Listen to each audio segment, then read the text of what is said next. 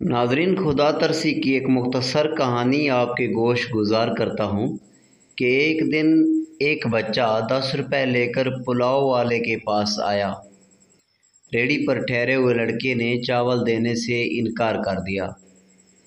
मैं कहने ही वाला था कि बच्चे को चावल दे दो, बाकी पैसे मैं दूंगा, कि इतने में पुलाव वाला खुद आ गया और बच्चे से 10 रुपए लेकर उसे बहुत प्यार से शापर में डाल कर दिए।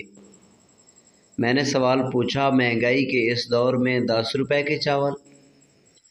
कहने लगे, बच्चों के लिए कैसी महंगाई, बच्चे तो बच्चे ही होते हैं। मेरे पास 5 रुपए लेकर भी आते हैं और मैं उन बच्चों को भी इनकार नहीं करता, जबकि 5 रुपए तो सिर्फ शापर और सलाद के भी नहीं। लेकिन हर जगह मुनाफा नहीं देखा जाता।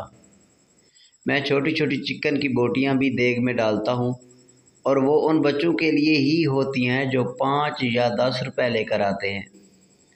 वो चावल के साथ ये छोटी सी बोटी देखकर जब मुस्कराते हैं तो मुझे लगता है कि मेरी नमाज़ें अब कबूल हुई हैं। आज के दौर में अमीरों के बच्चे 5-10 रुपए लेकर नहीं आते, ये गरीब बच्चे ही होते हैं। ये मेरे सवाल का जवाब कम और इंसानियत का दर्स ज़्यादा था। ये मोहब्बत का खालिस जज्बा, ये बच्चों से मोहब्बत, ये गरीबों का एहसास।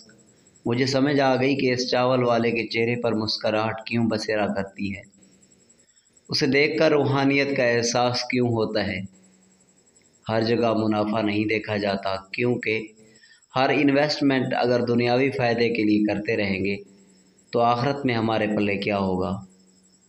यहाँ कुछ ऐसी इन्वेस्टमेंट ज़रूर कीजिए जिसका मुनाफा वहाँ मिलेगा जहाँ कोई किसी का नहीं। नाज़रीन, ये थी आज की एक छोटी सी तारीर। उम्मीद है आपको पसंद आई होगी। आपसे एक छोटी सी गुजारिश है कि हमारे चैनल को सब्सक्राइब ज़रूर करें।